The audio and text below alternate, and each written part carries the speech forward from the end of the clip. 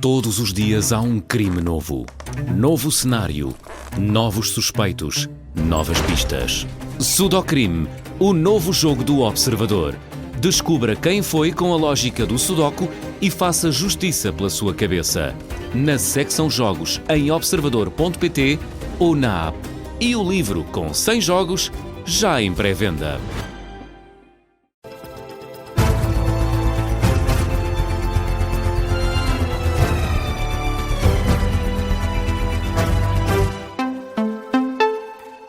E começamos este Jornal das 4 com a atualidade internacional e com o discurso de Volodymyr Zelensky. O presidente ucraniano diz que nada pode pôr em causa a independência da Ucrânia. O país celebra hoje 35 anos dessa independência do país face à União Soviética. A celebração acontece em contexto de guerra com a Rússia, com o aumento do número de ataques russos. No discurso durante a cerimónia, o chefe de Estado ucraniano manifesta a esperança de encontrar uma paz digna para o país e deixou uma palavra de agradecimento a todo o apoio que a Ucrânia tem recebido da comunidade internacional desde que começou a guerra.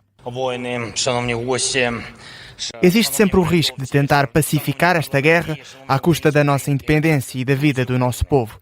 Não enfrentamos este risco sozinhos. Não fortalecemos o nosso povo sozinhos. E acreditamos que conseguiremos, sem dúvida, alcançar uma paz digna para o nosso país, juntamente com os nossos amigos e os nossos parceiros. A nenhuma nação bastariam apenas as próprias armas numa guerra como esta.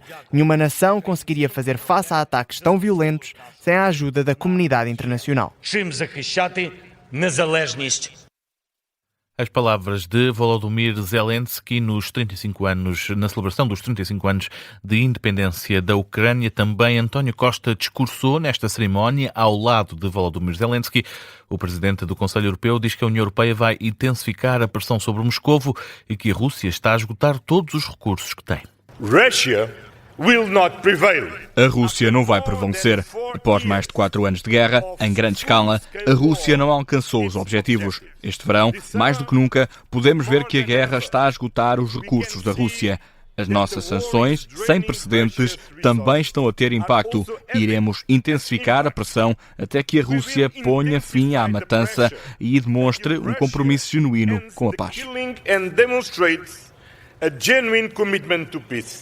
António Costa na Ucrânia. Já o primeiro-ministro britânico assegura que a Ucrânia vai continuar a contar com o apoio do Reino Unido e diz que o regime de Vladimir Putin está a perder a guerra. Entretanto, o presidente da Bielorrússia felicitou a Ucrânia no aniversário da independência. Em comunicado, Alexander Lukashenko pede o restabelecimento da cooperação entre Kiev e Minsk, com base nos princípios de confiança, do respeito e da igualdade. O líder bielorrusso diz ainda que o país está sempre de portas abertas para que todos os ucranianos que queiram ir para a Bielorrússia com boas intenções. O presidente da Associação dos Ucranianos em Portugal saúda o apoio da União Europeia a Kiev, mas considera que vem tarde. No dia em que se celebram estes 35 anos de independência da Ucrânia, a Presidente da Comissão Europeia, Ursula von der Leyen, anunciou um novo pacote de ajuda para o combate contra a Rússia no valor de 6 mil milhões de euros. Pavlo Sadoka, o Presidente da Associação dos Ucranianos em Portugal, diz que este é um bom apoio, mas que chega com um atraso, uma vez que a guerra já dura há 4 anos. Este apoio foi hoje uma grande, entre aspas, prenda para os ucranianos, porque já foi declarado pelo Putin que este inverno vai ser muito duro para a Ucrânia.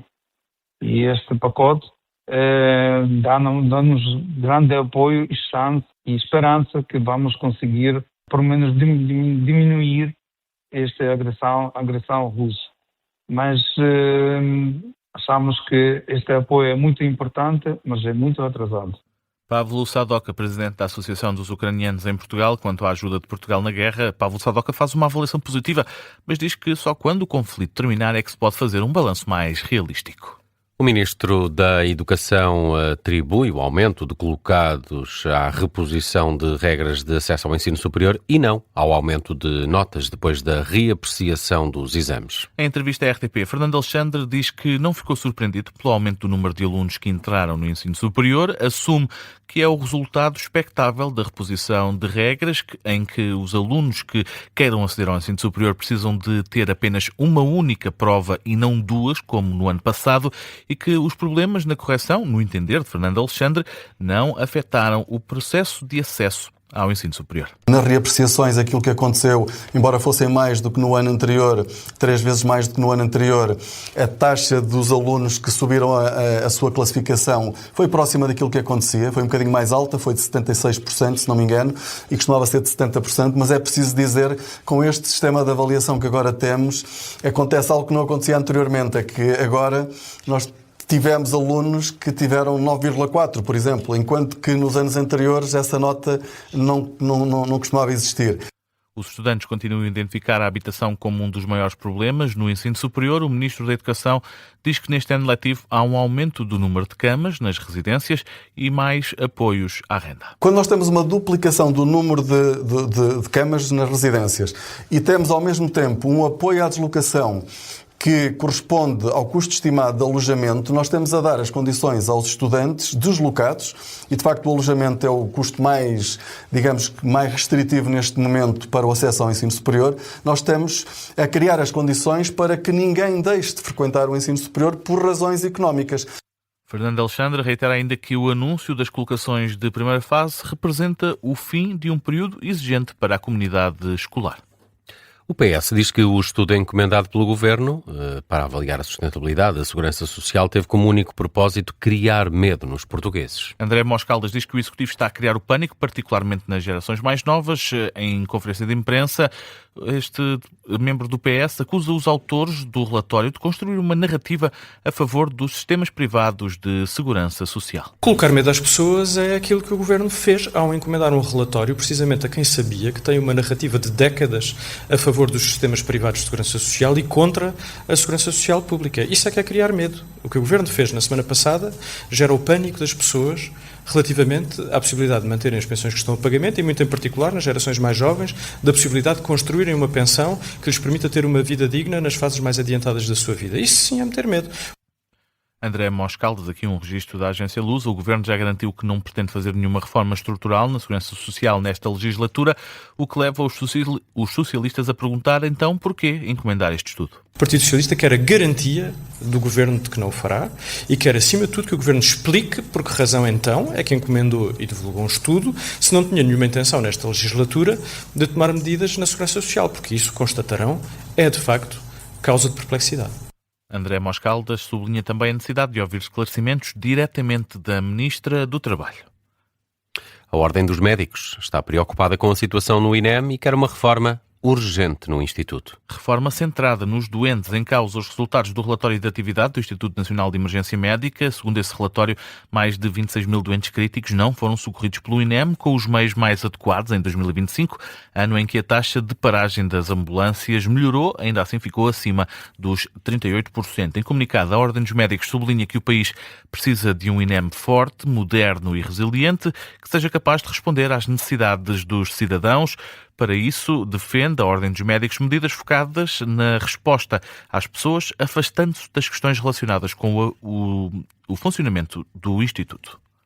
Arranca em setembro o julgamento dos 2 agentes da PSP de Olhão acusados de matar um imigrante. A primeira sessão está marcada para amanhã, do dia 8 de setembro, e deve decorrer durante todo o dia. Em causa, o julgamento de 2 agentes da Polícia de Segurança Pública de Olhão foram acusados em 2025 pelo Ministério Público de agressões que resultaram na morte de um homem marroquino depois de ter estado internado nos cuidados intensivos do Hospital de Faro durante 20 dias. O caso aconteceu em março de 2024, quando o carro patrulha onde se encontravam os arguidos recebeu uma ocorrência de desacatos num supermercado em Olhão. Um dos intervenientes nessa ocorrência, que não se conseguia defender por estar algemado, acabou por morrer com danos na cabeça como resultado das agressões.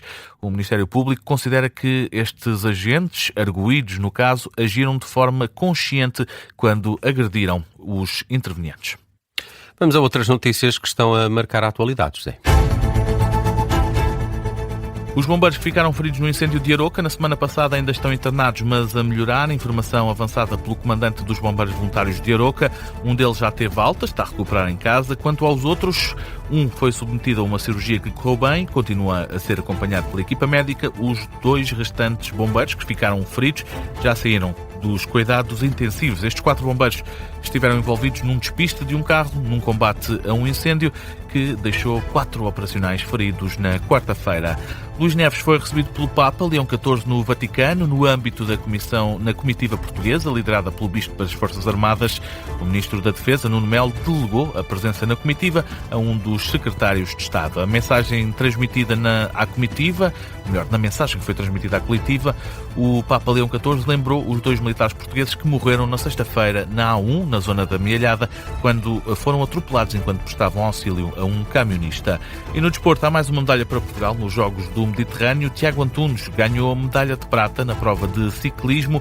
O atleta de 29 anos consegue arrecadar a 2ª medalha nestes Jogos, depois de ter ganho o ouro no contrarrelógio individual. É a 13ª medalha para Portugal nestes Jogos do Mediterrâneo.